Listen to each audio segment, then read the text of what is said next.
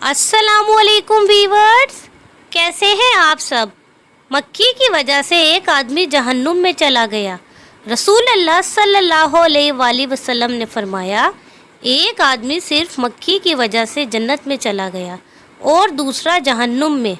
सहाबा ने अर्ज़ किया, या रसूल अल्लाह सल्लल्लाहु अलैहि वसल्लम, वो कैसे। नबी अकरम सल्लल्लाहु अलैहि वसल्लम ने फरमाया, दो आदमी एक कबीले के पास से गुजरे। इस कबीले का एक बुत था जिस पर चढ़ावा चढ़ाए बगैर कोई आदमी वहाँ से नहीं गुजर सकता था। चुनाचे इनमें से एक शख्स से कहा गया कि इस बुत पर चढ़ावा चढ़ाओ। इसने कहा, मेरे पास ऐसी कोई चीज़ नहीं। कबीले के लोगों ने कहा, तुम्हें चढ़ावा ज़रूर चढ़ाना होगा, ख्वाह मक्खी ही पकड़ कर चढ़ाओ।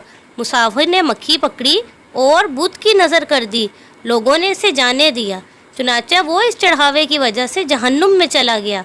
कबीले के लोगों ने दूसरे आदमी से कहा, तुम भी कोई चीज़ बुत की नज़र करो।